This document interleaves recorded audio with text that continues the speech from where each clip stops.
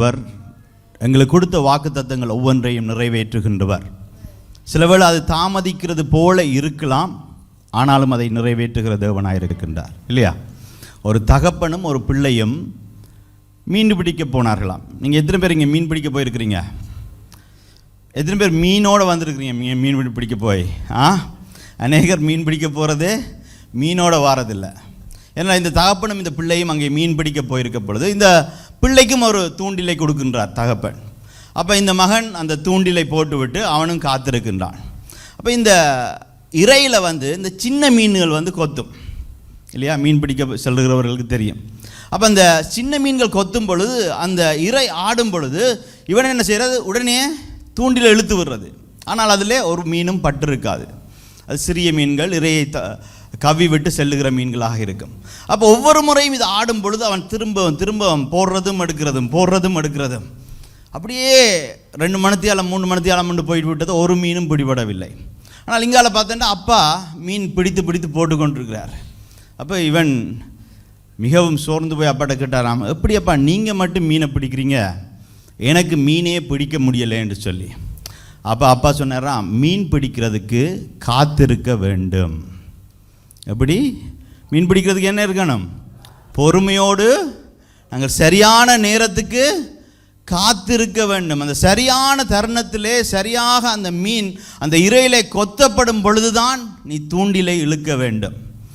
எப்படி சிலருக்கு மீன் பிடிக்க தெரியாதோ அப்படி இயேசுவை பின்பற்றுகிற அநேகர் எங்களுக்கு காத்திருந்து தேவனுடைய பலத்தை பெற தெரியாமல் இருக்கின்றது. ஏனென்றால் வேதம் என்ன சொல்லுகிறது? ஏசாயா 40வது அதிகாரத்தில், கர்த்தருக்கு காத்திருக்கிறவர்களோ புதுபலன் அடைந்து கழுகுகளைப் போல செட்டைகளை அடித்து எழும்புவார்கள்.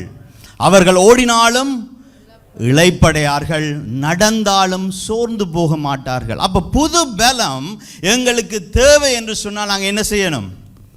காத்து இருக்க வேண்டும். யாரிடத்திலே காத்திருக்க வேண்டும்? தேவனிடத்திலே காத்திருக்க வேண்டும். அப்போ இன்றைய நாளில் நாங்கள் பார்க்க போகிற காரியம் கர்த்தருக்கு காத்திருக்கிறவர்களுக்கான புது பலம். இன்றைய நாளில் எங்களுக்கு கர்த்தர் புது பலத்தை தருகிறவராக இருக்கிறார். சத்துவம் இல்லாதவனுக்கு சத்துவத்தை கொடுக்கிற தேவன். எங்களுடைய அன்றாட நாள் அனுதின நாங்கள் செய்கிற காரியங்களாகட்டும், எங்களுடைய ஊழியங்களாகட்டும், இந்த உலகத்திலே நாங்கள் வாழுகிற நாட்களிலே கர்த்தருடைய பலத்திலே நாங்கள் தங்கி இருப்போமாயின் நாங்கள் சோர்ந்து போவதில்லை, நாங்கள் இளைப்படைவதில்லை. இந்த வசனத்தை நாங்கள் கொஞ்சம் ஆழமாக நாங்கள் பார்த்தோம் என்று சொன்னால், இந்த வசனம் 28வது வசனத்திலிருந்தே ஆரம்பிக்கின்றது. ஏசாயா 40வது அதிகாரம் 28வது 29வது 30வது 31வது வசனங்களை திருப்பிக் கொள்வோம். பூமியின் கடையாந்திரங்களை சிருஷ்டித்த கர்த்தராகிய அநாதி தேவன் சோர்ந்து போவதும் இல்லை, இளைப்படைவதும் இல்லை. இதை நீ அறியாயோ? இதை நீ கேட்டதில்லையோ? அவருடைய புத்தி ஆராய்ந்து முடியாதது. அவருடைய புத்தி ஆராய்ந்து முடியாதது. இங்கே தேவனை குறித்து 2 நாமங்கள் இங்கே சொல்லப்படுகின்றது. ஒன்று, பூமியின் கடையாந்திரங்களை சிருஷ்டித்த கர்த்தர். அப்போ சிருஷ்டிப்பின் கர்த்தர். இப்போ ஒரு வீடு கட்டுறதுக்கு எவ்வளோ உழைப்பு தேவைப்படுகிறது யோசிச்சு பார்த்தீங்களா? ஒரு வீடு ஒன்று கட்டுறோம்னு சொன்னால் அதுக்கு எவ்வளோ உழைப்பு, எவ்வளோ பலம் தேவைப்படுகிறது. அநேகர் சேர்ந்து அநேக உழைப்பை, அநேக பலத்தை, அநேக சக்தியை போட்டு தான் அந்த வீட்டை கட்டக்கூடியதாக இருக்கின்றது. ஆனால் சிருஷ்டிப்பின் கர்த்தரோ சமுத்திரங்களை, மலைகளை, ஆறுகளை என்ன அவர் கட்டி முடித்தவர். என்னத்தால் கட்டி முடித்தவராம்? அவருடைய பலத்தினால். அதனால தான் அங்கே சொல்லுகின்றது, அவர் சோர்ந்து போவதும் இல்லை, இளைப்படைவதும் இல்லை என்று சொல்லி. அடுத்ததாக சொல்லுகிறது என்ன? அநாதி தேவன், சிருஷ்டித்த கர்த்தராகிய அநாதி தேவன் என்று சொன்னால் எவர்லாஸ்டிங் காட், அதாவது எப்பொழுதும் எங்களுடைய தேவனாக இருக்கின்றவர். எப்பொழுதும் என்று சொன்னால் எங்களுக்கு என்ன தேவை? ரெஸ்ட் தேவை இல்லையா? நாங்கள் இரவு போனால் தூங்கிடுவோம். வேலைக்கு போனோம்னா 8 மணித்தியாலத்தில் நாங்கள் ரெஸ்ட் எடுக்கணும்னு வந்துடுவோம். ஆனால் அந்த எங்களுடைய தேவன் எப்படிப்பட்டவர்? அநாதி தேவன். எப்பொழுதும் எங்களை காத்து, எங்களை வழிநடத்தி, எங்களுக்கு கிருபை தந்து, எங்களுக்கு பலத்தை தந்து கொண்டு நடத்துகிற தேவனாக இருக்கின்றார். அதுதான் சங்கீதக்காரன் 121வது அதிகாரத்தில் சங்கீதக்காரன் சொல்லுகிறான், எங்களுடைய தேவன் எப்படிப்பட்டவராம்?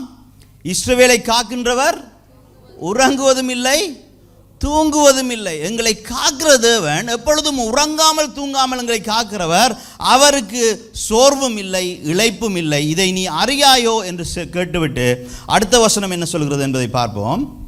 சோர்ந்து போகிறவனுக்கு அவர் பலன் கொடுத்து சத்துவம் இல்லாதவனுக்கு சத்துவத்தை பெருக பண்ணுகிறார். சோர்ந்து போகிறவனுக்கு அவன் பலனை கொடுக்கிற தேவனாய் இருக்கின்றார். இன்றைய நாளிலே எங்களுடைய அனுதின வாழ்க்கையிலே ஆகட்டும், எங்களுடைய ஊழிய பாதையிலே ஆகட்டும், எங்களுடைய வாழ்க்கையிலே சோர்வு எங்களுக்கு வருகின்றது, களைப்பு எங்களுக்கு வருகின்றது, சத்துவம் இல்லாமல் போகின்றது, எங்களுடைய பலம் இல்லாமல் போகின்றது. அந்த நேரத்தில் யார் ஆண்டவர் எப்படிப்பட்டவராம்? அவருக்கு காத்திருக்கிறவர்களுக்கு பலன் கொடுக்கிறவராய் இருக்கின்றார். எலியா தீர்க்கதரிசி அவன் சோர்ந்து போய்விட்டான். அச்சத்தோடு அங்கே பாகால் தீர்க்கதரிசிகளெல்லாம் அழித்து போட்ட எலியா அங்கே சோர்ந்து போய் என்ன ஒரு சூறைச்செடியின் கீழே போய் சொல்லுகின்றான், ஆண்டவரே என்னுடைய ஆத்மாவை நீர் எடுத்துவிடும் என்று சொல்லி அவன் சோர்ந்து போயிருக்கின்றான். அந்த சோர்வின் நேரத்தில் ஆண்டவர் என்ன செய்தார்? அவனுக்கு ஒரு அடையை கொடுத்து தேவதூதனை அனுப்பி அவனை எழுப்பி ஆண்டவர் சொன்ன காரியம், பர்வதத்துக்கு முன்பாக வந்து நில் என்று சொல்லி. அப்போ அவன் வந்து பர்வதத்துக்கு முன்பாக வந்து நிற்கின்றான். எப்படி நிற்கின்றான்? ஆண்டவருக்கு காத்து நிற்கின்றான்.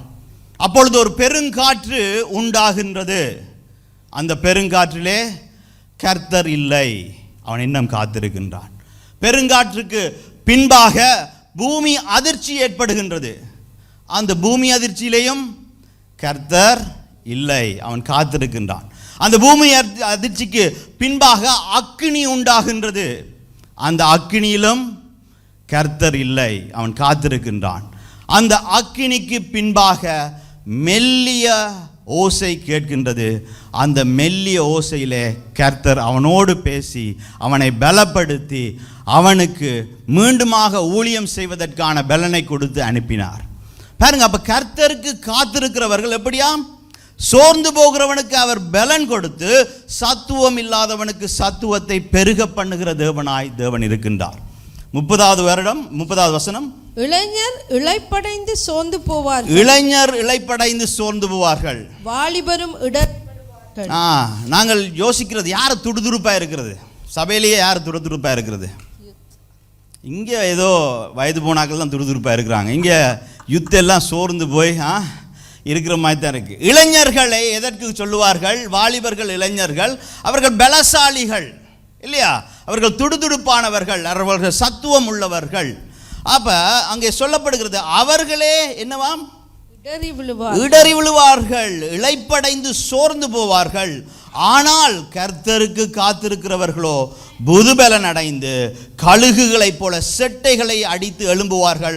அவர்கள் ஓடினாலும் இளைப்படையார்கள், நடந்தாலும் சோர்ந்து போக மாட்டார்கள்.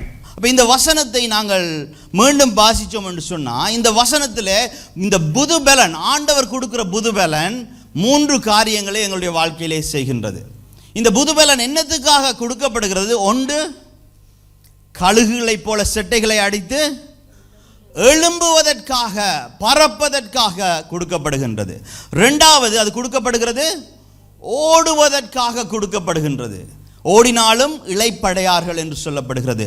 3வது காரியம், நடந்தாலும் சோர்ந்து போக மாட்டார்கள். அப்ப எழும்ப, ஓட, நடக்க தேவன் பலம் தருகின்றவர்.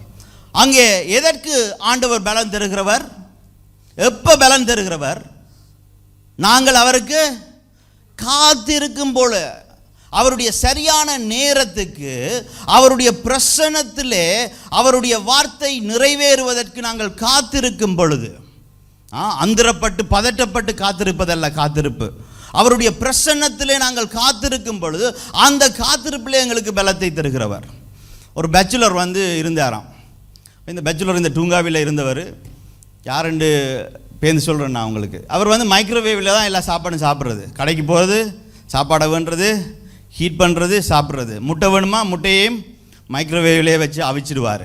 கோபி மைக்ரோவேவ். அவர் மைக்ரோவேவ்லேயே வாழ்ந்துட்டார். ஏன்னா மைக்ரோவேவ் ஈஸி, ஏன்னா குயிக்காக சமைச்சிடலாம். 2 மினிட்ஸ் நூடுல் உடனே வச்சோமா, 2 மினிட்ஸ் சூப் வச்சோமா, எடுத்துமா. இப்போ கல்யாணம் கட்டி மெனசி வந்தாச்சு. இப்போ மெனசிக்கு கூட்டி கொண்டு போகிற கடைக்கு, வாங்க இன்றைக்கு ஆட்டிறச்சி கறி செய்வோம்னு சொல்லி அவர்கள் ஆட்டிறச்சிக்கு தேவையானதெல்லாம் வேண்டி பார்த்து இவர் வந்து பசியில் இருக்கிறாரு. ஏன்டா இவர் என்னது 2 நிமிஷத்தில் சூடாக்கி சாப்பிட்ற ஆள் பார்க்குறாரு, அரை மணித்தியாலம் ஆகுது, 40 நிமிஷம் ஆகுது, என்னன்னு டைம் எடுக்குதுன்னு பார்த்தா அங்கே ரச்சி வெட்டி அங்கே தாளிக்கிறதுக்கெல்லாம் போட்டு அங்கே சட்டியில் இப்போ தான் எண்ணெய் வச்சு எண்ணெய் கொதிச்சு கொண்டு இருக்குது. போய் சொன்னார், இது என்னது, இது எவ்வளோ நேரம் எடுக்குமெண்டா? இன்னும் ஒரு 20-30 நிமிஷமாவது எடுக்கும். இதெல்லாம் இப்படி செய்கிறேன்ட்டு அவர் எல்லாத்துலேயும் கொஞ்சம் கொஞ்சம் எடுத்து ஒரு சட்டிக்கில் போட்டுட்டு மைக்ரோவேவில் வச்சுட்டு, நில்லு பாரு, நான் உனக்கு 5 நிமிஷத்தில் கறி ரெடியாக்கி தாரேன்னு சொல்லி 5 நிமிஷத்தை அமர்த்திட்டு கறி ஒன்று சமைச்சார் பாருங்க. வாயிலேயே வைக்க முடியலை. ஏன்? சிறப்பான காரியங்கள், சிறந்த காரியங்கள், நேர்த்தியான காரியங்களுக்கு என்ன நேரம் தேவை. எங்களுக்கு என்ன தேவை? மைக்ரோவேவில் மாதிரி ஆண்டவரே தாங்க தாங்க தாங்க, மைக்ரோவேவ் மிராக்கிள்ஸ் மாதிரி எங்களுக்கு வேணும், உடனே இப்போவே செய்து தர வேண்டும். ஆனால் ஆண்டவர் என்ன செய்கிறவராம்? எல்லாவற்றையும் அவர் நேர்த்தியாய் அதினதின் காலத்தில், அதான் பிரசங்கி 3:12 சொல்லப்படுகிறது, அதினதின் காலத்திலே அவர் நேர்த்தியாய் செய்கிறவர். இன்றைய நாளில் ஒரு காரியம், ஒரு அற்புதம், ஒரு அதிசயம் உங்களுக்காக என்ன கிடைக்கவில்லை என்று சொன்னால் அது அந்த காலத்துக்காக எண்ணம் காத்திருக்கின்றது. அது தாமதமாவது இல்லை. ஏனென்றால் அது வரும்போது உங்களுக்கு நேர்த்தியாகவும் சிறப்பாகவும் வருகிறது. அவர் அதினதின் காலத்தில் அதை செய்கின்றவர். எங்களுடைய வாழ்க்கையில் நாங்கள் எதிர்பார்த்திருக்கிற உயர்வு நிச்சயமாய் வரும், அதன் காலத்தில் வரும். அதற்காக நாங்கள் காத்திருக்க வேண்டியவர்களாக இருக்கிறோம். எங்களுக்கு முன்பாக இருக்கிற அந்த இரும்பு கதவு நிச்சயமாக உடைக்கப்படும், அந்த வெண்கலம் நிச்சயமாக முறிக்கப்படும், அந்த வழி நிச்சயமாக அதன் காலத்தில் அது திறக்கும் அந்த வழி. ஏனென்றால் எங்களுடைய வாழ்க்கையில இருளின் காலங்களிலும் வழியை உண்டாக்குற தேவன் அவராயிருக்கின்றார். அப்போ அந்த காலத்துக்கு நாங்கள் காத்திருக்கும் பொழுது அவர் ஒரு புது பலத்தை எங்களுக்கு தருகின்றார். அந்த பலம் எங்களுக்கு என்ன செய்கிறது? முதலாவது சோர்வடையாமல் நடக்க செய்கிறது எங்களை. ரெண்டாவது இளைப்படையாமல் ஓடச் செய்கின்றது. யோசிக்கிறீங்க, ஊரில் நாங்கள் ஸ்போர்ட்ஸ் மீட் செய்யும் பொழுது குளுக்கோஸ் தருவாங்க. ஓடாட்டி அந்த வெள்ளை பவுடர் குளுக்கோஸ் தெரியும் தானே. களைச்சி போனோம்னு சொன்னால் அது களைச்ச மாதிரி ஆக்ட் பண்ணி நாங்கள் வாரதுன்னு அதை சாப்பிட்றதுக்காண்டி அவங்க 2 இதான் ஓடு. இப்போ குளுக்கோஸ் சாப்பிட்டாலே நாங்கள் நடப்போம் தானே, குளுக்கோஸ் சாப்பிட்டாலே நாங்கள் ஓடுவோம் தானே என்று நீங்கள் யோசிக்கலாம். ஆனால் இங்கே சொல்லப்படுகிற இந்த நடை, இந்த ஓட்டம், இந்த எழுப்பம் வித்தியாசமாக இருக்கின்றது. அப்போ இங்கே சோர்வடையாமல் நடப்போம் என்று சொன்னால் அது எங்களுடைய அன்றாட விசுவாச வாழ்க்கையை குறிக்கின்றது. நடை என்பது அனுதினமும் நாங்கள் செய்கிற காரியம், அது ஓடுகிற காரியம் அல்ல. அது என்ன, ஆனால் கொஞ்சம் கொஞ்சமாக செய்கிற காரியமாக இருக்கிறது.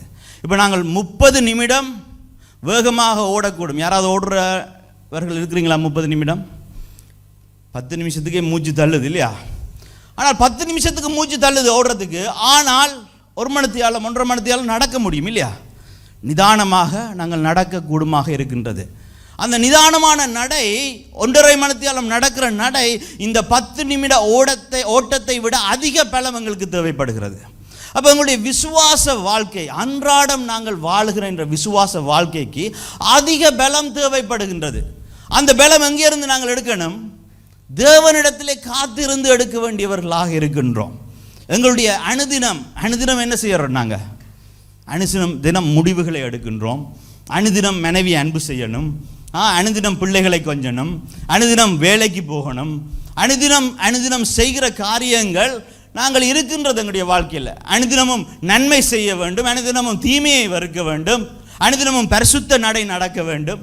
இந்த காரியங்களுக்கு பலம் தேவை. அந்த பலத்தை தேவனிடத்திலே நாங்கள் காத்திருக்கும் பொழுது அவர் தருகிறவராக இருக்கின்றார். அப்போ இந்த அனுதின நடையாகிய இந்த விசுவாச நடையை குறித்து 1 யோவான் 2வது அதிகாரத்திலே 6வது வசனம் என்ன சொல்கிறது என்பதை பார்ப்போம். அவருக்குள் நிலைத்திருக்கிறேன் என்று சொல்லுகிறவன் அவர் நடந்தபடியே தானும் நடக்க வேண்டும். அவர் நடந்தபடியே தானும் நடக்க வேண்டும் என்று சொல்லப்படுகிறது. அப்ப இந்த நடை நாங்கள் முக்கியத்துவம் கொடுக்க வேண்டிய நடை. சிலவேளை நாங்கள் ஊழியத்துக்கு முக்கியத்துவம் கொடுக்கின்றோம், தேவனுடைய சமூகத்துக்கு வருகிறதற்கு முக்கியத்துவம் கொடுக்கின்றோம். ஆனால் எங்களுடைய அன்றாட நாட்களிலே எடுக்கிற முடிவுகள், நாங்கள் அன்றாடம் தேவனுக்கு கீழ்ப்படிந்து நடக்கிறோமா? அன்றாடம் பரிசுத்தத்தை நாங்கள் நாடி நடக்கின்றோமா? அன்றாடம் நாங்கள் தாழ்மையிலே நடக்கின்றோமா? இந்த காரியங்கள் அன்றாடம் நாங்கள் செய்கிற காரியங்கள் இல்லையா? இந்த காரியங்களுக்கு எங்களுக்கு நாங்கள் முக்கியத்துவம் கொடுக்க வேண்டியவர்களாக இருக்கின்றது. அதான் லூக்கா 9வது அதிகாரத்தை நாங்கள் திருப்புவோம். 23வது வசனம். பின்பு அவர் எல்லாரையும் நோக்கி, ஒருவன் என் பின்னே வர விரும்பினால் அவன் தன்னைத்தான் வெறுத்து தன் சிலுவையை அனுதினமும் எடுத்துக்கொண்டு என்னை பின்பற்ற கடவன். ஒருவன் என் பின்னே வர விரும்பினால் அவன் தன்னைத்தான் வெறுத்து தன் சிலுவையை என்ன செய்யட்டுமா? அனுதினமும். அப்ப எங்களுடைய அன்றாட வாழ்க்கையில ஒவ்வொரு நாளும் எங்களுக்கு பலம் தேவைப்படுகின்றது. இந்த அன்றாட நடைக்கு நாங்கள் முக்கியத்துவம் கொடுக்க வேண்டும். ஏனென்றால் இயேசு கிறிஸ்து அன்றாடம் அவர் தேவ சித்தத்தை நிறைவேற்ற ஒரு தாழ்மையான, ஒரு கீழ்ப்படிவான, ஒரு பரிசுத்தமான வாழ்க்கையை வாழ்ந்தார். அதோடு அவர் தேவ சித்தத்தை நிறைவேற்றுவதற்கு அவர் தன்னுடைய அவருடைய வாழ்க்கையிலே அவருக்கு கொடுக்கப்பட்ட சிலுவை என்கின்ற தேவ நோக்கத்தை சுமந்து சென்றார். அதே போல எங்களுடைய அன்றாட வாழ்க்கையிலையும் அனுதினம் நாங்கள் என்ன செய்யணுமாம்? அந்த சிலுவையை நாங்கள் எடுத்துக்கொண்டு நடக்க வேண்டியவர்களாக இருக்கிறோம். அப்போ சண்டேல மட்டும்தான் தேவ நோக்கத்தை நாங்கள் தூக்க வேண்டும் என்று அல்ல, இல்லையா? அப்போ வர்ஷிப் செய்கிறமாகட்டும், நான் ப்ரீச் பண்ணுறேன், ஊழியங்கள் செய்கிறவர்கள் சண்டே மட்டும்தான் இந்த சிலுவையை சுமக்கிறவர்கள் அல்ல. நாங்கள் எப்போ அனுதினமும் இந்த சிலுவையை சுமக்க வேண்டும். இப்போ கைப்பிள்ளைகள் இருக்கிறவர்கள் ஒரு காரியத்துக்கு போகிறீர்கள் என்று சொன்னால் அந்த காரியத்தை எப்படி நீங்கள் திட்டமிடுவீர்கள்? இந்த ட்ரினிட்டியோட கைப்பிள்ளையோட சரின்னு தட்டி கொண்டு இருக்குது. அப்போ அந்த பிள்ளை அன்றைய ஒரு இடத்துக்கு போகிறோம்னு சொன்னால் அந்த பிள்ளைக்கு என்ன தேவை? அந்த பிள்ளைக்கு தேவையான பால், நப்பி, அந்த பிள்ளையை எப்படி கொண்டு போக வேண்டும், கார் சீட் தேவையா? இப்படியாக ஒரு பிள்ளையை கொண்டு செல்வதில் சில அசௌகரியங்கள் இருக்கலாம். ஆனால் அதை நாங்கள் திட்டமிட்டு நாங்கள் நடக்கின்றோம், இல்லையா? அதே போல தேவன் எங்களுக்கு கொடுத்த, எங்கள் மேலே வைத்திருக்கிற திட்டம் என்கின்ற அந்த சிலுவையையும் கூட நாங்கள் காலையில் வேலைக்கு போகிறதாக இருக்கட்டும், நாங்கள் எங்களுடைய அனுதின காரியங்களுக்கு செல்வதாக இருக்கட்டும், நாங்கள் அந்த சிலுவையை மறந்து விடக்கூடாது. அந்த சிலுவையை நாங்கள் தூக்கி கொண்டு என்ன செய்யணும்? இது எனக்கு கொடுக்கப்பட்ட தேவனுடைய திட்டம், என் மேலே தேவ அழைப்பு இருக்கின்றது, என் மேலே தேவ அபிஷேகம் இருக்கின்றது என்று சொல்லி நாங்கள் அனுதினமும் என்ன காரியங்கள் செய்தாலும் அதை நாங்கள் கவனமாக செய்ய வேண்டியவர்களாக இருக்கிறோம். அதனால தான் இந்த நடை கவனமாக நடக்க வேண்டிய நடையாக இருக்கின்றது. முதலாவது எப்படி நடக்கணும்? முக்கியத்துவம் கொடுத்து நடக்கணும். ரெண்டாவது கவனமாக நடக்க வேண்டும். இது ரெண்டையும் சேர்த்து தான் எபேசியர் 5வது அதிகாரத்தில் 15-16 வசனங்களை வாசிப்போம். ஆனபடியினாலே நீங்கள் ஞானமற்றவர்களைப் போல நடவாமல் ஞானமுள்ளவர்களைப் போல கவனமாய் நடந்து, ஞானமுள்ளவர்களைப் போல தேவனுடைய வசனத்திலே இருக்கிற ஞானத்தை பெற்று அவருக்கு பயப்படுகிற, பயத்தினாலே வருகிற ஞானத்தை வைத்து கவனமாய் நடந்து கொள்ள பார்த்து, நாட்கள் பொல்லாதவைகளானதால் காலத்தை பிரயோஜனப்படுத்திக் கொள்ளுங்கள். அப்ப முதலாவது வசனத்தில் கவனமாய் நடக்க சொன்னது, இங்க இரண்டாவது வசனம் என்ன? நாட்கள் பொல்லாதவைகளான காலத்தை பிரயோஜனப்படுத்திங்கள். அப்ப என்ன? முக்கியத்துவம் கொடுங்கள். அப்ப இந்த நடைக்கு முக்கியத்துவம் கொடுங்கள் என்று வேதம் சொல்லுகிறது. அப்ப எங்களுடைய வாழ்க்கையில நாங்கள் அனுதினமும் நடக்கிற நடை, அதுக்கு முக்கியத்துவம் கொடுக்க வேண்டும். தேவ சித்தம் எங்கள் மேலே இருக்கின்றது. நாங்கள் பிரித்தெடுக்கப்பட்டவர்கள். நாங்கள் பரிசுத்தத்தை நோக்கி கிறிஸ்துவை போல நாங்கள் மறுரூபம் அடைவதற்கான ஒரு பாதை அது என்று சொல்லி நாங்கள் அனுதினம் எத்தனையோ டிசிஷன்ஸ் எடுக்கிறோம் எங்களோட வாழ்க்கையில், இல்லையா? எத்தனையோ முடிவுகளை எடுக்கின்றோம். அந்த முடிவுகளில் நாங்கள் சரியான முடிவுகளை எடுக்கிறோமா என்பது எங்கள் அனுதினமும் எடுக்கணும். என்ற சிறுதுளி என்ன பெரு வெள்ளமாக இருக்கின்றது. நாங்கள் அனுதினமும் தேவனுடைய வார்த்தைக்கு கீழ்ப்படிந்து, அனுதினமும் எங்களை தாழ்த்தி, அனுதினமும் தேவனுடைய சிலுவையை சுமந்து அந்த தேவ சித்தத்தோடு நோக்கத்தோடு நடக்கும் பொழுது எங்களை அறியாமலே எங்களுக்குள்ளே கொஞ்சம் கொஞ்சம் கொஞ்சமாக ஒரு மாற்றம், ஒரு மறுரூபம் வருகின்றது. அந்த மறுரூபம் என்ன செய்கின்றது? எங்களுடைய குணாதிசயத்தை மாற்றி போடுகின்றது. இப்போ ஒருவர் இன்றைக்கு அன்பாக இருப்பார், நாளைக்கு கோவப்படுவார், நாளாண்டைக்கு அன்பாக இருப்பார், அதுக்கு அடுத்த நாள் கோபமாக இருப்பாருண்டா அவரை நம்பி நீங்கள் போவீங்களா? அவர் என்ன இன்கன்சிஸ்டன்ட், இல்லையா? அப்போ எங்களுடைய நடை கன்சிஸ்டண்ட்டாக இருக்கணும், எங்களுடைய குணாதிசயம் கன்சிஸ்டண்ட்டாக இருக்கணும்னு சொன்னால் அனுதினமும் நாங்கள் எடுக்கிற முடிவுகள் கன்சிஸ்டண்ட்டாக இருக்கணும். அனுதினமும் கொஞ்சமாவது மனைவி மேலேயோ கணவன் மேலேயோ கொஞ்சமாவது அன்பு காட்டணும். ஒரு நாள் கத்துறது, ஒரு நாள் பூவண்டி கொடுக்கறது, இன்னொரு நாள் சாப்பாடு அறிகிறது, அது இல்லை. ஒவ்வொரு நாளும் அந்த கன்சிஸ்டன்சி வேணும். அப்போ ஒவ்வொரு நாளும் நடக்கிற நடை எங்களுடைய வாழ்க்கையில் முக்கியமானதாக இருக்கின்றது. சங்கீதம் 5:3 சங்கீதக்காரன் சொல்லுகிறான், கர்த்தாவே காலையில் என் சத்தத்தை கேட்டருளும், காலையிலே உமக்கு நேரே வந்து ஆயத்தமாகி காத்திருக்கிறேன் என்று சொல்லுகிறான். என்னவாம், காலையிலே என்னுடைய சத்தத்தை நீர் கேளும், உமக்கு முன்பாக வந்து ஆயத்தமாகி காத்திருக்கின்றேன். என்னத்துக்கு? அந்த நாளுக்கான பலத்தை பெறுவதற்கு அவன் ஆயத்தமாகி வந்து காத்திருக்கின்றான். எல்லாருக்குமே பிஸி ஷெடியூல் இருக்குது, நான் இல்லை என்று சொல்லவில்லை. வேலை இருக்குது, பிள்ளைகளை ஸ்கூலில் ரக்கணும், சமைக்க வேண்டும், வேலை காரியங்கள் பார்க்க வேண்டும், அங்கே பில் கட்டணும், மோட்கேஜ் கட்டணும், பிள்ளைக்கு பால் கொடுக்கணும், அவள் வீடு மாறணும். எல்லாருமே பிஸி ஷெடியூல். அவன் மட்டும் இல்லை, எங்கள் எல்லாருக்குமே ஒவ்வொரு காரியங்களில் பிஸியாக இருக்கிறார் இல்லை. என்ன நம்ம அமலை பார்க்கும்போது பிஸின்னு வரைக்கும் அமலை தான் நான் யோசிக்கிறது. பாவம், இப்போ ஒரு பால் போத்தலோடு ஓடிக்கொண்டு தான் தெரிஞ்சவர் சரி இங்கே முன்பாக வர்ஷிப் செய்யும் பொழுது. பாருங்கள், இவ்வளோ பிஸி ஷெடியூல் இருக்கின்றது, அதற்கு பலம் தேவை. அந்த ஷெடியூலை மேற்கொள்வதற்கு எங்களுக்கு பலம் தேவை, ஞானம் தேவை. பாருங்கள், தாவீது யார்? ராஜா. அவன் ஆடு மேய்ப்பவனாக இருந்திருக்கலாம், அவன் ராஜா. அவனே சொல்லுகிறான், நான் அனுதினமும் வந்து நீர் என்ன சத்தத்தை கேட்கின்றீர், நான் உமக்கு முன்பாக ஆயத்தமாக இருந்து உமக்காக காத்திருக்கிறேன். என்னது காத்திருக்கிறான்? அன்றைய தினத்துக்கு தேவையான பலத்தை பெற்று நடப்பதற்காக காத்திருக்கின்றான். அப்போ அனுதினமும் நாங்கள் அவருடைய பலத்தை பெற்று நடக்கிறவர்களாக நாங்கள் இருக்க வேண்டும். அது ஆவிக்குரிய நடையாக இருக்க வேண்டும். அதான் கலாத்தியர் 5:16 வசனத்தை நாங்கள் வாசிப்போம். கலாத்தியர் 5:16. பின்னும் நான் சொல்லுகிறது என்னவென்றால், ஆவிக்கேற்றபடி நடந்து கொள்ளுங்கள், அப்பொழுது மாம்ச இச்சையை நிறைவேற்றாதிருப்பீர்கள். அப்போ எங்களுடைய அனுதின நடை வந்து மாமிசத்துக்கு ஏதுவான நடையாக இருக்கக்கூடாது, எங்களுடைய விருப்பங்களுக்கு ஏற்ற நடையாக இருக்கக்கூடாது, எங்களுடைய மாமிச விருப்பங்களுக்கு ஏற்ற நடையாக இருக்கக்கூடாது. மாறாக பாவங்களை வெறுத்து தேவனை நோக்கி செல்லுகிற நடையாக இருக்க வேண்டும். அந்த நடை அனுதினமும் நாங்கள் செய்கிற காரியங்களிலே பிரதிபலிக்க வேண்டியதாக இருக்கின்றது. அப்போ முதலாவது நாங்கள் பார்த்தோம் நடந்தல். நீங்கள் யோசிக்கலாம், என்ன பின்பக்கத்தால் இருந்து வாரம்னு சொல்லு. ஏண்டா கர்த்தருக்கு காத்திருக்கிறவர்களோ புதுபெலன் அடைந்து கழுகுகளைப் போல செட்டைகளை அடித்து முதலாவது எழும்புவார்கள், ரெண்டாவது ஓடுவார்கள், மூன்றாவது தான் நடப்பார்கள். ஆனால் கார் ஓடைகள் எப்படி போவீங்க? ஸ்லோ கியர், மீடியம் கியர், பெண் தானே ஃபாஸ்ட் கியர். சில பேர் கார்லேயே பறந்து போகிறத நான் கண்டிருக்கிறேன் ரோட்டில். அது வந்து டாப் கியரில் போகிறது இல்லையா? அப்போ இப்போ நாங்கள் லோ கியர் பார்த்தோம். மீடியம் கியர் என்ன?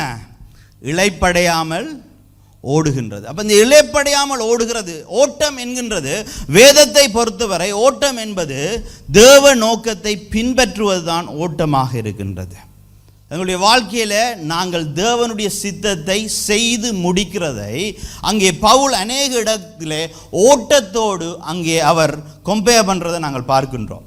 1 கொரிந்தியர் 9வது அதிகாரத்தில் 24வது வசனத்திலிருந்து வாசிப்போம். பந்தய சாலையில் ஓடுகிறவர்கள் எல்லோரும் ஓடுவார்கள், ஆகிலும் ஒருவனே பந்தயத்தை பெறுவான் என்று அறிவீர்களா? ஒருவனே பந்தயத்தை. அப்போ ஓட்டம் என்றால் தேவன் எங்களுக்காக நியமித்த நோக்கத்திலே ஓடுவது. இந்த ஓட்டத்தை ஓடும் பொழுது எங்களுக்கு இளைப்பு வரும், சோர்வு வரும். ஆனால் அந்த இளைப்பை பெறாமல், இந்த சோர்வை பெறாமல் நாங்கள் புது பலத்தோடு ஓட வேண்டும் என்றால் தேவனுக்கு காத்திருக்க வேண்டும். இந்த ஓட்டத்தை குறித்து பவுல் சொல்லுகின்றார், நீங்கள் பெற்றுக்கொள்ளத்தக்கதாக ஓடுங்கள் என்று சொல்லி. பந்தய சாலையிலே ஓடுகிறவர் எல்லாரும் ஓடுவார்கள் இல்லையா? 10 பேர் ரேஸ் ஓடுறாங்கன்னு சொன்னால் 10 பேர் நான் தோக்க போகிறேன் வந்து ஓடுறதில்லை. அவர்கள் நாங்கள் ஜெயிக்க வேண்டும் என்று தான் அங்கே 10 பேரும் ஓடுவார்கள். அதனால தான் அங்கே சொல்லுகிறார், நீங்கள் பெற்றுக்கொள்ளத்தக்கதாக ஓடுங்கள். 25வது வசனம். பந்தயத்துக்கு போராடுகிற யாவரும் எல்லாவற்றிலேயும் இச்சையடக்கமாயிருப்பார்கள், அவர்கள் அழிவுள்ள கிரீடத்தை பெறும்படிக்கு அப்படி செய்கிறார்கள், நாமோ அழிவில்லாத கிரீடத்தை பெறும்படிக்கு அப்படி செய்கிறோம். நாங்கள் வந்து அழிவில்லாத ஒரு கோப்பை, ஒரு கப் வந்து எங்களுக்காக காத்திருக்கின்றது. அதை பெறுவதற்கு நாங்கள் நிச்சயமாக பெற்றுக்கொள்வோம் என்ற அந்த நிச்சயத்தோடு ஓட வேண்டும் என்று சொல்லுகின்றார். ஆதலால் நான் நிச்சயம் இல்லாதவனாக ஓடேன், ஆகாயத்தை அடிக்கிறவனாக சிலம்பம். பவுல் சொல்கிறார், நான் நிச்சயம் உள்ளவனாக ஓடுவேன். பந்தயத்துக்கு போராடுகிற யாவரும் எல்லாவற்றிலும் இச்சையடக்கமாக இருப்பார்கள். அப்போ டிசிப்ளினாக இருப்பாங்க. ஒரு ஒலிம்பிக்ஸுக்கு போகிற ஒரு ஆள் வந்து அவர் ஓட்டப்பந்தயத்துக்கு போகிறாருன்னு சொன்னால் என்ன செய்வார்? அவர் அனுதினமும் காலையில் எழும்புவார், ஜிம்முக்கு போவார், ட்ரைனிங் பண்ணுவார், அவர் சாப்பிடுகிற சாப்பாட்டில் அவர் அளவாக இருப்பார், நல்ல நியூட்ரிஷன்ஸ் உள்ள சாப்பாடு சாப்பிடுவார். அதே போல் தேவன் எங்களுக்காக வைத்திருக்கிற ஓட்டம், அவருடைய சித்தத்தை செய்யும்படிக்காக அவர் எங்களுக்கு ஒரு ஓட்டத்தை வைத்திருக்கின்றார். அந்த ஓட்டத்தை ஓடுவதற்கான பலம் அவருடைய அபிஷேகமாகிய பரிசுத்த ஆவினாலே எங்களுக்கு கிடைக்கின்றது. ஆனால் இந்த பரிசுத்த ஆவியின் பலத்தை பெறுவதற்கு நாங்கள் காத்திருந்து, நாங்கள் பொறுமையோடு எப்படி போடணுமாம்? பெற்றுக்கொள்ளத்தக்கதாக நாங்கள் ஓட வேண்டியவர்களாக இருக்க வேண்டும். அப்போ இந்த இச்சையடக்கமாக இருக்கிறது என்றதால் எங்களுக்கு ஒரு தேடல் தேவை. எங்களுக்கு கொடுக்கப்பட்ட ஊழியம், எங்களுக்கு கொடுக்கப்பட்ட நோக்கத்தை குறித்து ஒரு தேடல், ஒரு பயிற்சி, ஒரு மினக்கடல், நேரம் செலவழித்தல் எங்களுக்கு தேவை. அது இல்லாமல் நாங்கள் ஓட மாட்டோம். யார் பெற்றுக்கொள்ளத்தக்கதாக யார் ஓடுகிறார்கள்? அதில் பயிற்சிக்கிறவர்கள் தான், அதில் மெனக்கடுகிறவர்கள் தான், அதில் தங்களுடைய நேரத்தை செலவழித்து அதற்கான காரியங்களில் ஈடுபடுகிறவர்கள் தான் அப்படி ஓடலாம். அப்போ என்ன காரியம் உங்கள் மேலே வைத்திருக்கிறாரோ ஆண்டவர், என்ன சித்தமாக இருக்கட்டும். இந்த நாளில் ஆராதனை மிக சிறப்பாக இருந்தது. ஆனால் அந்த ஓட்டம் காணாது. எண்ணம் நான் ஓட வேண்டும், எண்ணம் தொடர்ந்து ஓட வேண்டும் என்கின்ற ஒரு நிச்சயம் தேவை.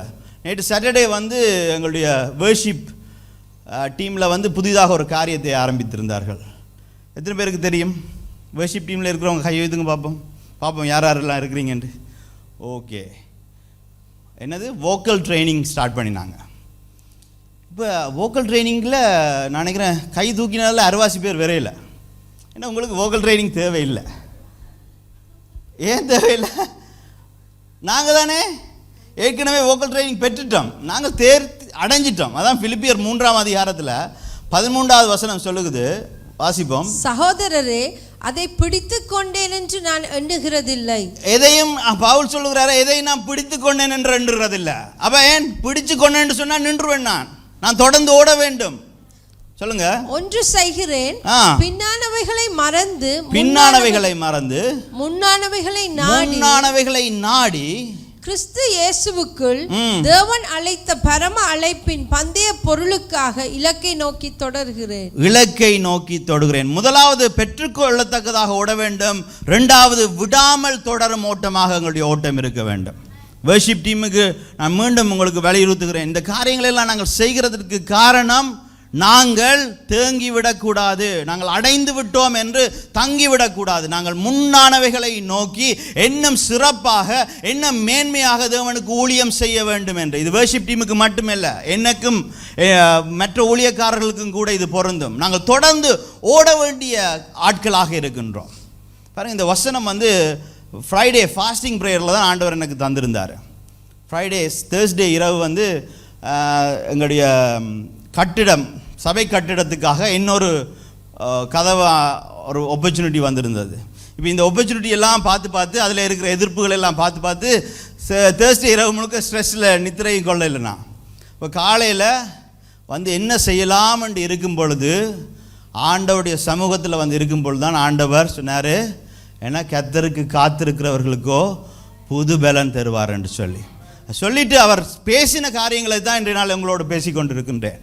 அவர் எங்களுடைய அனுதின நடையை உறுதிப்படுத்த வேண்டும் என்று சொன்னார், எங்களுடைய ஓட்டத்தை உறுதிப்படுத்த வேண்டும் என்று சொன்னார். நாங்கள் கர்த்தருக்காக எழும்படும். ஏனென்றால் சபை கட்டிடம் என்பது நாங்கள் சென்று அடைகிற ஒரு இடம் அல்ல. சில வேளை எனக்கு யோசனை, ஒரு கட்டிடத்தை வேண்டிட்டோம்னு சொன்னால் கட்டிடம் வேண்டிட்டோம் அப்பான்னு சொல்லி போய் எல்லாருமே குந்தி இருந்துடுவோம். இல்லை, சபை கட்டிடம் வேண்டுகிறதற்கு காரணம் அங்கே இருந்து அது ஒரு பயிற்சி கூடமாக அநேக ஊழியக்காரர்கள் அந்த இடத்துல எழும்பி அநேக தேசங்களுக்கு சென்று ஊழியம் செய்கிற ஒரு இடமாக இருக்க வேண்டும். அப்போ எப்போவுமே எங்களுடைய வாழ்க்கையில் பிடித்து கொண்டேன் என்று நாங்கள் நிற்கக்கூடாது. எப்போவுமே நாங்கள் முன்னானவைகளை நோக்கி தொடர்ந்து ஓடுகிறவர்களாக நாங்கள் இருக்க வேண்டும். அதற்கான பலத்தை தேவன் தருவார். அவருக்காக நாங்கள் காத்திருக்கும் பொழுது எங்களுடைய வாழ்க்கையில் முடியாத காரியங்களை அவர் செய்து முடிக்கிற தேவனாக இருக்கின்றார். அப்போ முதலாவது எப்படி ஓட வேண்டும்? பெற்றுக்கொள்ளவேன் என்ற ஓட்டமாக இருக்க வேண்டும். ரெண்டாவது விடாமல் தொடரும் ஓட்டமாக இருக்க வேண்டும். மூன்றாவது காரியத்தை பார்ப்போம். எபிரேயர் 12வது அதிகாரத்திலே 1வது வசனம். ஆகையால் மேகம் போன்ற இத்தனை திரளான சாட்சிகள் நம்மை சூழ்ந்து கொண்டிருக்க பாரமான யாவற்றையும் நம்மை சுற்றி நெருங்கி நிற்கிற பாவத்தையும் தள்ளிவிட்டு விசுவாசத்தை துவக்குகிறவரும் முடிக்கிறவருமாயிருக்கிற இயேசுவை நோக்கி நமக்கு நியமித்திருக்கிற ஓட்டத்தில் பொறுமையோடே ஓடக்கடுவோம். அப்ப எங்களுடைய வாழ்க்கையில ஆண்டவர் ஒரு அழைப்பை வைத்திருக்கிறார், ஒரு நோக்கத்தை வைத்திருக்கின்றார். அதனால தான் நாங்கள் எல்லோருமே ஒரு ஊழியத்துக்கு வருகிறோம், தேவராஜ்யத்தை கட்ட வேண்டும் என்று வருகிறோம். இந்த கட்டுகிற இந்த காரியத்தை நாங்கள் ஓடும் பொழுது நாங்கள் எப்படி ஓடணுமாம்? பொறுமையாக ஓட வேண்டும் என்று வேதம் சொல்லுகிறது. இயேசுவை நோக்கி ஓட வேண்டும் என்று வேதம் சொல்லுகிறது. என்றால் நம்முடைய வாழ்க்கையில் அநேக பாரங்கள் பாவங்கள் வரும், அதை எல்லாவற்றையும் தள்ளி வைத்துவிட்டு நாங்கள் இயேசுவை மட்டுமே நோக்கி ஓட வேண்டும். ஏனென்றால் இல்லாட்டி நாங்கள் என்ன செய்வோம்? பக்கத்தில் பார்ப்போம், அவன் ட்ரக்கில் ஓடுறானா, நாங்கள் ட்ரக்கில் ஓடுறோமா இல்லையா, அவன் ஓடுறானா இல்லையான்னு நாங்கள் பார்க்குறது உண்டு.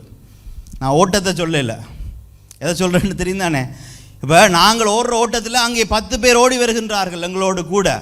அவர்கள் ஓடும் பொழுது நாங்கள் அவர் சரியானதை செய்கிறாரா, இவர் சரியானதை செய்கிறாரா, அந்த ரூல்ஸ் சரியா, இந்த ரூல்ஸ் சரியா, இதெல்லாம் எங்களுக்கு பாரமாய் வருகிறது.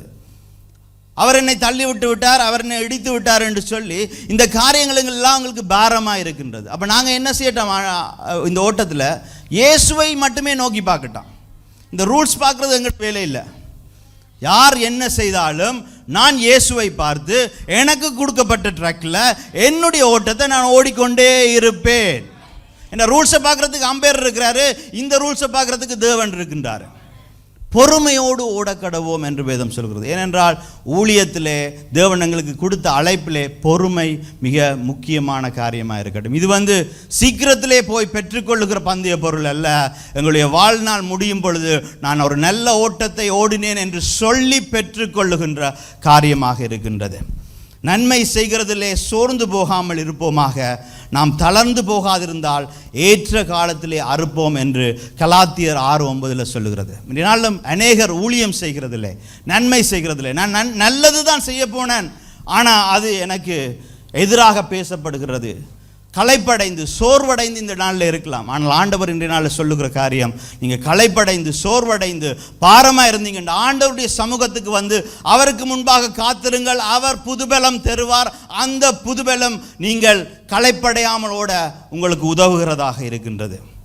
1 கொரிந்தியர் 15வது அதிகாரத்தில் 58வது வசனம், ஆகையால் எனக்கு பிரியமான சகோதரரே, கர்த்தருக்குள் நீங்கள் படுகிற பிரயாசம் விருதாவாய் இராதென்று அறிந்து. கர்த்தருக்குள் நீங்கள் படுகிற என்னது பிரயாசம் விருதாவாய் இராது என்று அறிந்து, நீங்கள் உறுதிப்பட்டவர்களாயும் அசையாதவர்களாயும் கர்த்தருடைய கிரியையிலே எப்பொழுதும் பெருகிறவர்களாயும் இருப்பீர்களாக. இதனால சிலர் சோர்ந்து போயிருக்கலாம், சிலர் களைத்து போயிருக்கலாம். இந்த ஊழிய ஓட்டத்தில், தேவன் அழைத்த அழைப்பில் ஓட்டத்தில் களைத்து போய் சோர்ந்து போய் காயம்பட இந்த இடத்துல வந்திருக்கலாம்.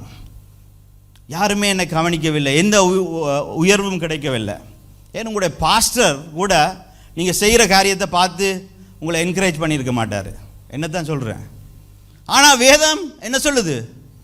கர்த்தருக்குள் நீங்கள் படுகிற பிரயாசம் விருதாவாக போகாது என்று ஆண்டவர் வாக்கு கொடுக்கிறாரு. எந்த மனுஷனையும் விருப்பப்படுத்துறதுக்கு நாங்கள் ஒரு ஓட்டம் ஓட தேவையில்லை. எங்களுடைய ஓட்டத்துக்கு பலன் கொடுக்கின்றவர் தேவன், அதற்கான கிரீடத்தை கொடுக்கின்றவர் அவர், அதற்கான ரெக்கக்னிஷனை கொடுக்கிறவர் தேவனாக இருக்கின்றார். அதனால் ஓடுவோம். நாங்கள் ஒவ்வொரு முறையும் விழுந்தாலும் அந்த விழுகிற இடத்துல எங்களுக்கு பலனை கொடுப்பதற்கு ஆண்டவர் நல்லவராக இருக்கின்றார். ஆனால் அவரிடத்திலே நாங்கள் காத்திருக்க வேண்டும் புது பலன் அடையும்படிக்காக. 1992 ஒலிம்பிக்ஸில் டெரிக் ரெய்மன் என்கின்ற ஒரு மனிதர் ஒரு ஓட்டத்தை ஓடுகின்றார். அப்போ அந்த ஓட்டம் ஓடும் பொழுது நீங்கள் பார்த்துருப்பீர்கள், ஒரு வீடியோ பார்த்துருப்பீர்கள். அவர் ஓடும் பொழுது அவருக்கு திடீரென்று கிராம்ப் வந்துட்டுது, விழுந்துட்டார். இப்போ விழுந்தவர் எப்படியாவது அந்த ஓட்டத்தை ஓடி முடிக்க வேண்டும் என்று சொல்லி என்ன செய்கிறாரு? எழுந்து கெந்தி கெந்தி ஓடுகின்றார். இதை பார்த்து கொண்டிருந்த அவருடைய தகப்பனார் அங்கே பார்வையாளர்களிடத்திலிருந்து ஜம்ப் பண்ணி கீழே ஓடி என்ன செய்கிறாரு? அவரை தோளில் சுமந்து அவரோடு உதவி என்ன செய்கிறாரு? கர்த்தருக்கு காத்திருக்கிறவர்களோ புதுபலன். எங்களுடைய தகப்பன் எங்களுடைய ஓட்டத்திலே நாங்கள் விழுந்து போகும் பொழுது எங்களை தூக்கி எங்களுக்கு புதுபலன் கொடுத்து எங்களை வழி நடத்துகிற தேவனாக இருக்கிறார். இந்த நாளில் உங்களுடைய அழைப்பு, உங்களுடைய நோக்கம் உங்களுக்கு தெரியும். ஆனால் இந்த உலகத்திலே மனிதர்களினாலேயும் சத்துருவின் திட்டங்களினாலேயும் நீங்கள் காயப்பட்டு அந்த ஓட்டத்தில் இருந்து ஓடாமல் நீங்கள் நிற்கிறீங்கள் என்று சொன்னால் தொடர்ந்து ஓடுங்க. அதற்கான பலத்தை கர்த்தரிடத்திலே காத்திருந்து அவரிடத்திலே பெற்று செல்லுங்க. ஏனென்றால் நீங்கள் படுகிற பிரயாசம் ஒருபோதும் விருதாவாய் போகிறதல்ல. இப்போ முதலாவது நடந்தோம், விசுவாச நடை. ரெண்டாவது ஓடினோம், தேவ திட்டம், தேவ நோக்கம் என்கின்ற ஓட்டம். மூன்றாவது உயரமாக எழும்புவோம், சிறகடித்து எழும்புவோம் என்று சொல்லும் பொழுது அது ஆவிக்குரிய எழுப்புதலாக இருக்கின்றது. கர்த்தருக்கு காத்திருக்கிறவர்களோ புதுபலன் அடைந்து கழுகுகளைப் போல செட்டைகளை அடித்து எழும்புவார்கள். ஒரு ஆவிக்குரிய எழுப்புதல். இந்த ஆவிக்குரிய எழுப்புதல் எங்கே வர வேண்டும் என்று சொன்னால், முதலாவது எங்களுடைய சூழ்நிலைகளிலே வர வேண்டும்.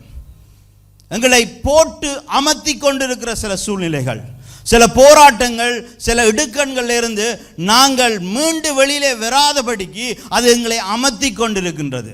ஆனால் தேவனுடைய பலம் எங்களுக்கு வரும் பொழுது அது ஒரு ஆவிக்குரிய எழுப்புதலாக வருகிறது. நாங்கள் இன்று நாளில் போராடி கொண்டிருக்கிற காரியங்களிலிருந்து, அந்த சூழ்நிலைகளிலிருந்து நாங்கள் எழுந்து பறக்கும்படிக்காக ஒரு எழுப்புதலை அது தருகின்றது. அதான் சங்கீதம் 3ஆம் அதிகாரத்தில் 3வது வசனத்தை நாங்கள் வாசிப்போம். ஆனாலும் கர்த்தாவே, நீர் என் கேடகமும் என் மகிமையும் என் தலையை உயர்த்துகிறவரும். கர்த்தர் அப்படியாம் என்னுடைய தலையை உயர்த்துகிறவர். எங்கே உயர்த்துகிறாரு? என்னுடைய பிரச்சனைக்கு மேலாக உயர்த்துகிறவர், என்னுடைய இடுக்கணுக்கு மேலாக உயர்த்துகிறவர், என்னை நெருக்கிற நெருக்கங்களுக்கு மேலாக அவர் என்னுடைய தலையை உயர்த்துகிறவராக இருக்கின்றார். நான் எழும்புவேன். இந்த சிச்சுவேஷன்ல இருந்து, இந்த சூழ்நிலையில இருந்து, இந்த போராட்டத்தில இருந்து நானும் என்னுடைய குடும்பமும் எழும்புவோம். இந்த சபை எழும்பும். ஏன்? தேவனுடைய பலம் எங்களுக்கு கிடைக்கிறதுனால. அப்ப எங்கள் சூழ்நிலைக்கு மேலாக எழும்புதல் தான் முதலாவது எழுப்பமாக இருக்கின்றது. மனச்சோர்வு, பயங்கள், தடைகள் என்று சொல்லி அந்த தடைகளின் நிமித்தம் என்ன நடக்க போகிறதோ, என்னுடைய ஃபியூச்சர் என்ற ஒரு ஏக்கத்தின் நிமித்தம் நாங்கள் மடங்கி போயிருக்கிறோம் என்று சொன்னால், ஆண்டவரிடத்திலே காத்திருங்கள். அவருடைய புதுபலம் பெறும் பொழுது நீங்கள் அவர் உங்களுடைய தலையை அவர் மேலாக உயர்த்துகிறவராக இருக்கின்றார். 2 கொரிந்தியர் 5வது அதிகாரத்தில் 17வது வசனத்தை நாங்கள் வாசிப்போம். இப்படி இருக்க ஒருவன் கிறிஸ்துவுக்குள் இருந்தால் புது சிருஷ்டியாய் இருக்கிறான், பழையவைகள் ஒளிந்து போயின, எல்லாம் புதிதாகின. இப்போ முதலாவது எழுப்புதல் எங்களுடைய சூழ்நிலைகளில் இருந்து ஒரு எழுப்புதல் எங்களுக்கு தேவை. அந்த ஜெயத்தை தேவனுடைய பலம் எங்களுக்குள்ளே செய்து முடிக்கின்றது. ரெண்டாவது எங்களுடைய வாழ்க்கையில் வருகிற எழுப்புதல் என்ன என்று சொன்னால், எங்களுடைய பழையவைகள் எல்லாம் ஒளிந்து போய் எல்லாம் புதிதாகின்றது. என்னது இது? எங்களுக்குள்ளே ஏற்படுகிற எழுப்புதல். எங்களுடைய பழைய மனிதன் கலைந்து போய் புதிதாக கிறிஸ்துவுக்கு ஒப்பான ஒரு மறுரூபத்தை பெறுகின்றது தான் இந்த புதிய எழுப்புதலாக இருக்கின்றது.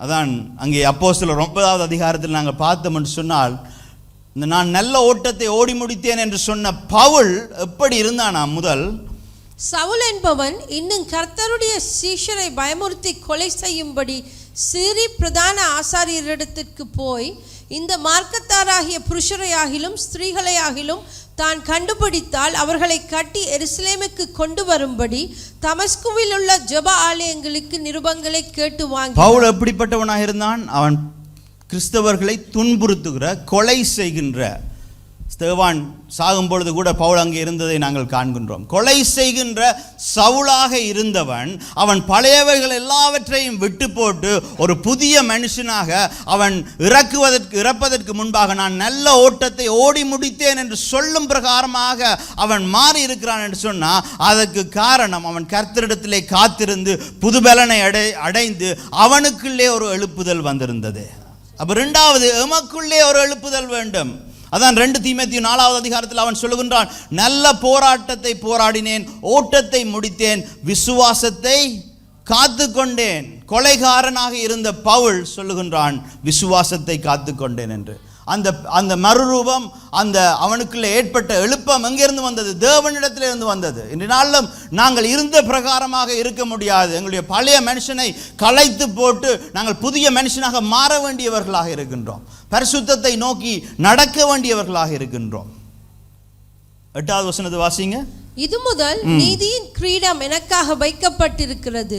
நீதியுள்ள நியாயாதிபதியாகிய கர்த்தர் அந்நாளிலே அதை எனக்கு தந்தருளுவார். எனக்கு மாத்திரமல்ல, அவர் பிரசன்னமாகுதலை விரும்பும் யாவருக்கும் அதை தந்தருளுவார். யாவருக்கும். அப்ப நீதியின் கிரீடத்தை எனக்கு தந்தருளுவார் என்று நிச்சயத்தோடு சொல்லக்கூடியதான வாழ்க்கையாக பவுலுடைய வாழ்க்கை இருந்தது. அவனுக்குள்ளே ஏற்பட்ட எழுப்புதல். கர்த்தரிடத்திலே காத்திருப்பதனால முதலாவது எங்களுடைய சூழ்நிலைகளிலிருந்து நாங்கள் எழும்பி பறக்கின்றோம். இரண்டாவது, எங்களுக்குள்ளே ஒரு ஆவிக்குரிய எழுப்புதல் ஏற்படுகின்றது. பாருங்க, இந்த கழுகு சிறகடித்து எழும்புகின்றது என்று சொல்லுகிறோம் இல்லையா? கழுகு வட்டமிடுகிறதை பார்த்துருக்கிறீங்களா? கழுகு வட்டமிடும் பொழுது முதல் கழுகு என்ன செய்யும்டா, சிறகு அடித்து தன்னுடைய பலத்தினால கொஞ்சம் கொஞ்சமாக மேலே போகும். போய் என்ன ஒரு இடத்துல உயரத்துக்கு அடைந்தவுடன் அது என்ன செய்யும்னா, அந்த செட்டையை விரித்து விட்டு, செட்டையை அடிக்காது, அப்படியே வட்டமிடும். அந்த வட்டமிடுவதற்கு காரணம் என்ன தெரியுமா? அந்த கழுகு என்ன செய்யும், அந்த எப்படி எங்களுடைய நீரில் ஆறுகளிலே நீரில் நீரோட்டங்கள் இருக்கின்றதோ அதே போல் எங்களுடைய கண்ணுக்கு தெரியாத காற்றிலையும் காற்றோட்டங்கள் இருக்கின்றது, வழியோட்டங்கள் இருக்கின்றது. அப்போ இந்த கழுகு என்ன செய்யும், அந்த ஓடுகிற காற்றோட்டங்களுக்கு மேலாக அது எழும்பி போன போது அது தன்னுடைய சிறகை விரித்துவிடும். அப்போ இப்போ அது தன்னுடைய பலத்திலே பறக்கவில்லை. எதில் பறக்குது? அந்த காற்றினுடைய பலத்திலே பறக்குது. அதுதான் அப்போஸ்தலர்கள் 1வது அதிகாரத்தில் 8வது வசனத்தில் ஆண்டவர் சொல்லுகிறார், பரிசுத்த ஆவியானவர் உங்களிடத்தில் வரும்பொழுது நீங்கள் பலமடைந்து உலகத்தின் முடிவு பரியந்தம் அவருக்கு சாட்சியாய் நாங்கள் வாழ்வோம் என்று சொல்லி. அப்போ ஆண்டவருக்கு காத்திருக்கும் பொழுது, ஆவியானவர் என்கின்ற அந்த பலத்தை நாங்கள் பெறும் பொழுது, நாங்கள் எங்களுடைய பலத்திலே செயல்படுகிறவர்களாக இருக்க மாட்டோம், தேவனுடைய பலத்திலே செயல்படுகிறவர்களாக இருப்போம். எங்களுடைய மூத்த பங்காளி இயேசுவாகவும் அவருடைய ஆவியானவராகவும் இருப்பார். இன்றைய நாளில் எங்களுக்கு களைப்படையவோ சோர்வடையவோ ஆன தேவையே இல்லை. நீங்கள் என்ன காரியம் செய்தாலும், நல்ல ஊழியம் செய்கிறவர்களை பாருங்கள், எல்லாருக்குமே வேலைகள் உண்டு, தொழில்கள் உண்டு, அதையெல்லாம் தாண்டி அவர்கள் ஊழியம் செய்து கொண்டிருக்கிறார்கள். அப்போ அவர்கள் இளைப்படைவதில்லையா, களைப்படைவதில்லையா? இல்லை. ஏனென்றால் அவர்களுக்கு புது பலத்தை ஆவியானவர் கொடுத்து கொண்டே இருக்கின்றார். அவர்களுக்கு ஞானத்தை ஆவியானவர் கொடுத்து கொண்டே இருக்கின்றார். இன்றைய நாளில் எங்களுடைய சூழ்நிலைகளில் இருந்து நாங்கள் எழும்புவோம்.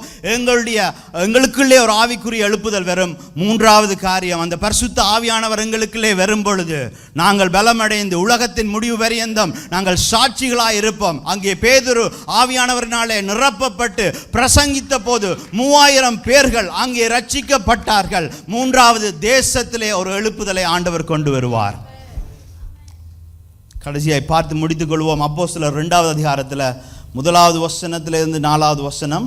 பெந்தெகோஸ்தே என்னும் நாள் வந்தபோது அவர்கள் எல்லோரும் ஒருமனப்பட்டு ஓரிடத்திலே வந்திருந்தார்கள்.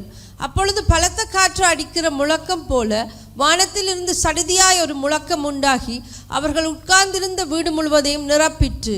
அல்லாமலும் அக்னிமயமான நாவுகள் போல பிரிந்திருக்கும் நாவுகள் அவர்களுக்கு காணப்பட்டு அவர்கள் ஒவ்வொருவர் மேலும் வந்து அமர்ந்தது. அவர்கள் எல்லோரும் பரிசுத்த ஆவியினாலே நிரப்பப்பட்டு ஆவியானவர் தங்களுக்கு தந்தருளின வரத்தின்படியே வெவ்வேறு பாஷைகளிலே பேசத் தொடங்கினார்கள். அங்கே கிறிஸ்துவின் உயிர்த்தெழுதலுக்கு பின்பாக, இயேசு கிறிஸ்து பரத்துக்கு எடுத்துக்கொண்டதுக்கு பின்பாக ஒரு எழுப்புதல் அந்த இடத்திலே ஆரம்பமானது. ஏனாலும் கர்த்தருக்கு நாங்கள் காத்திருக்கும் பொழுது, எங்களுடைய அனுதின வாழ்க்கையிலே நாங்கள் நடப்பதற்கான பலம், எங்களுடைய வாழ்க்கையிலே அவர் வைத்திருக்கிற அழைப்பிலே நாங்கள் ஓடுவதற்கான பலம், எங்களுக்குள்ளே மட்டுமல்ல இந்த தேசத்திலேயே ஒரு எழுப்புதலை கொண்டு வருவதற்கான ஒரு பலத்தை அவர் தருகிறவராயிருக்கின்றார். அவருக்கு காத்திருக்க வேண்டும். அனுதினமும் அவரோடு உறவாடும்படிக்காக அவருடைய பிரசன்னத்திலே நாங்கள் காத்திருக்க வேண்டும். ஜெபத்திலே காத்திருக்க வேண்டும். எல்லாத்துக்கும் நாங்கள் நேரம் கொடுக்குறோம் இல்லையா? நாங்கள் சில வேளை நான் இந்த வருஷத்தில் கொஞ்சம் நாட்களாக கடைப்பிடிக்கிற காரியம், முதல் 60லேருந்து 90 நிமிடங்கள் என்னுடைய டே ஸ்டார்ட் பண்ணிக்கல. முதல் 60லேருந்து 90 நிமிடங்கள் என்னுடைய நேரம்ண்டா வேறொருக்கும் அந்த நேரத்தை கொடுக்க மாட்டேன். வேறு ஆட்களுக்கு கொடுக்குற வேறு காரியங்களுக்கு கொடுக்குற நேரங்கள் உண்டு. என்னுடைய நேரத்தில் என்னது, நான் எனக்கான காரியங்கள் தேவனுடைய வார்த்தையை தியானித்து விட்டு நான் நடப்பேன் எக்ஸசைஸுக்கு. அதை தியானித்து கொண்டே நடப்பேன். பேருந்து வந்து பைபிளை வாசிப்பேன், ஜெபிப்பேன், மனசில் ஜெபிச்சு கொண்டே வேறு காரியங்கள் செய்வேன். இந்த 90 நிமிடம் ஏன் நான் சொல்கிறேன்னா, அந்த அவருக்குள்ளே இருந்து அவருக்குள்ளே காத்திருக்க நாங்கள் பழகிக்கொள்ள வேண்டும். எங்களுடைய அனுதினம் ஆண்டவர் அனுதினத்தில் நாங்கள் செய்கிற செயல்களிலிருந்து எங்களுடைய ஊழியத்துக்கு எங்களுக்கு தேவையான பலத்திலிருந்து அதையும் தாண்டி இந்த தேசத்திலேயே ஒரு எழுப்புதல் கொண்டு அநேக ஆத்துமாக்கள் தேவனுக்குள்ளே கொண்டு வரும்படிக்கான ஒரு எழுப்புதலை கொடுக்கக்கூடிய பலம் தேவனிடத்திலே உண்டு. ஏனென்றால் அவர் பூமியின் கடையாந்திரங்களையும் அவர் சிருஷ்டித்த தேவன், அவர் அநாதி தேவன். அவர் இளைப்படைவதும் இல்லை, சோர்ந்து போவதும் இல்லை என்று நீ அறியாயோ என்று வேதம் கேட்கின்றது. இதனால் நாங்களும் எங்களுடைய வாழ்க்கையில் ஆண்டவரிடத்திலே காத்திருக்க பழக வேண்டியவர்களாக இருக்கிறோம். எத்தனையோ காரியங்களுக்காக நீங்கள் கலக்கம் அடைந்து மனமுடைந்து இந்த இடத்துல வந்திருக்கலாம். ஆனால் தேவன் ஏற்ற காலத்திலே சிறந்த காரியத்தை எங்களுடைய வாழ்க்கையிலே செய்வார் என்ற அந்த நிச்சயத்தோடு இன்றைய நாளில் காத்திருப்போம். நாங்கள் கண்களை மூடி நாங்கள் தேவனை நோக்கி பார்ப்போம். Praise you Lord Jesus. ஆண்டவரே, கர்த்தருக்கு காத்திருக்கிறவர்களோ புது பலன் அடைந்து கழுகுகளைப் போல செட்டைகளை அடித்து எழும்புவார்கள். Praise you Lord Jesus. எழும்புவார்கள். ஏன்னா கர்த்தருக்கு காத்திருப்போம்.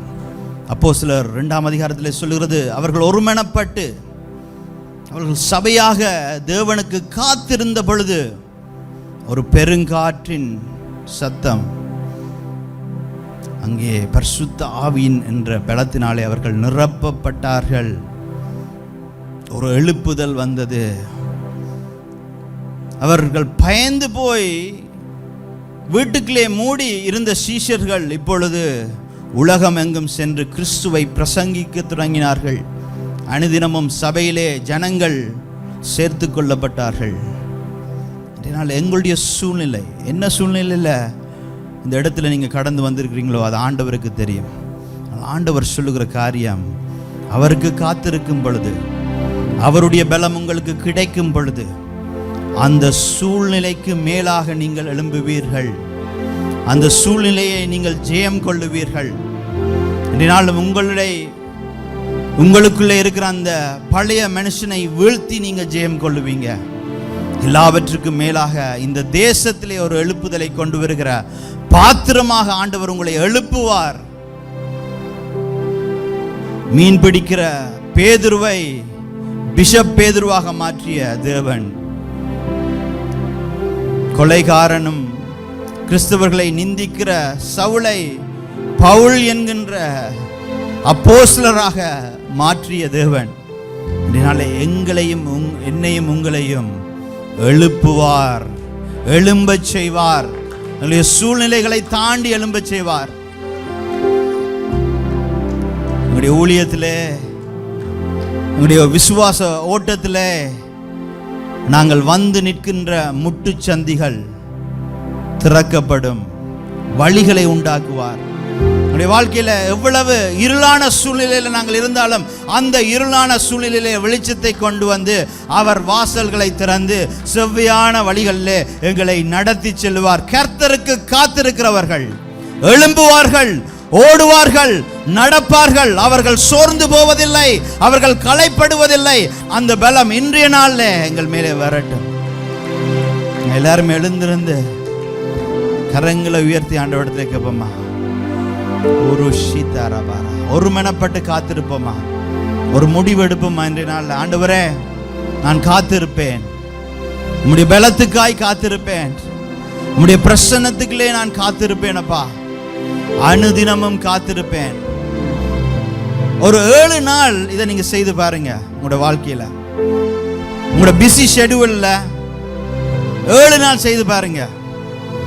ஆண்டவர் உங்களை பலப்படுத்துகிறாரா இல்லையா என்று சொல்லி. சிலவரை நீங்க யோசிக்கலாம், எனக்கு வேலை இருக்குது, அது இருக்கு, இது இருக்குது, எல்லாத்தையும் அவர் மாற்றி போடுவார். இதனால ஒரு தொழிலை நடத்த, ஒரு சபையை நடத்த ஒன்றும் தெரியாத என்ன அவர் எடுத்து பயன்படுத்துறாருன்னா அது அவருடைய பலம், அவரால் முடியும்.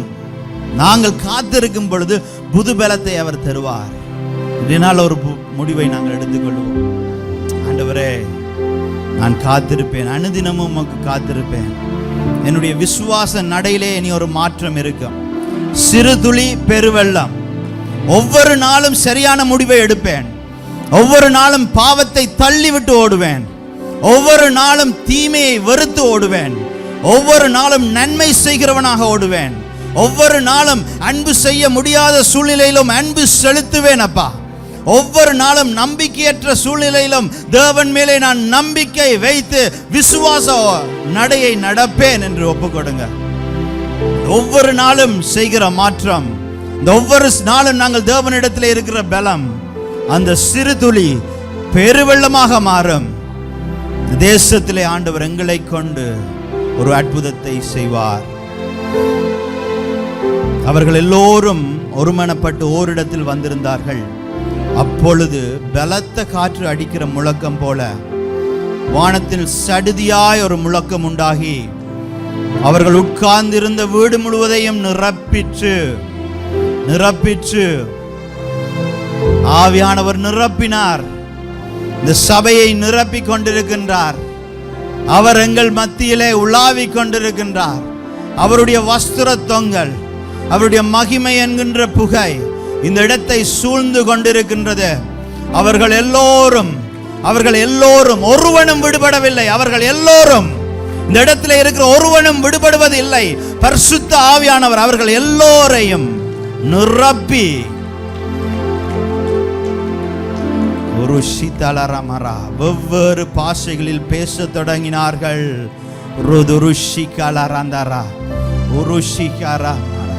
அவர் நிரப்பும் பொழுது அவர் அபிஷேகத்தை தருகிறவராயிருக்கின்றார். அவர் புது பலத்தை தருகிறவராயிருக்கின்றார்.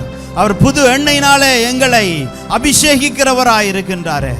அவர் வரங்களை கிளறி விடுகிறவராயிருக்கின்றார். இன்றைய நாள்ல இந்த சபையில இருக்கின்ற தேவ ஆவியானவர் கொடுத்த வரங்கள் இயேசுவின் நாமத்தினாலே கிளறி விடப்படட்டும்.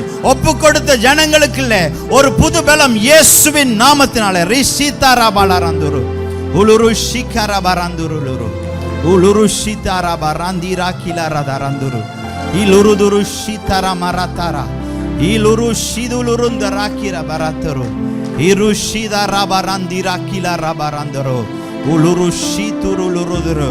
எங்களுடைய பாத்திரம் நிரம்பி வழிகிறது. ரிஷிதாரலரந்துரு உலுரு ஷிகரபரா. அப்போஸ்தலர்கள் எதிர்ப்புகளை தாண்டி கிறிஸ்துவின் ஆண்டவரே சுவிசேஷத்தை ஆண்டவரே ஏந்தி சென்றது போல ருஷிதரபரந்தரா உம்முடைய ஜனங்களாகிய நாங்கள் ஒரு ருஷிதாரா எங்களுடைய சிலுவையை அனுதினமும் சுமந்து செல்ல இதோ ஆண்டவரே நாங்கள் ஒப்பு கொடுக்கிறோம் அப்பா. அனுதினமும் தேவனுடைய சிலுவையை நான் சுமப்பேன் என்று சொல்லுகிறவர்கள், தேவனங்கள் மேலே வைத்திருக்கிற திட்டத்தை சுமப்பேன் என்று சொல்லுகிறவர்கள் ரிஷிதாரா கைகளை உயர்த்தி இந்த அபிஷேகத்தை பெற்றுக்கொள்ளுங்க. எல்லாவற்றையும் செய்ய எனக்கு சுதந்திரம் இருந்தாலும் எல்லாவற்றையும் செய்வது எனக்கு தகுதியா இராது. ஏனென்றால் நான் சிலுவையை சுமக்கிறவன், நான் கிறிஸ்துவின் பிள்ளை. ஒரு ருஷிதாரா நான் இனி சுமக்க போவது தேவனுடைய மகிமையை, நான் இனி சுமக்க போவது தேவனுடைய வார்த்தையை, சுவிசேஷத்தை அப்பா.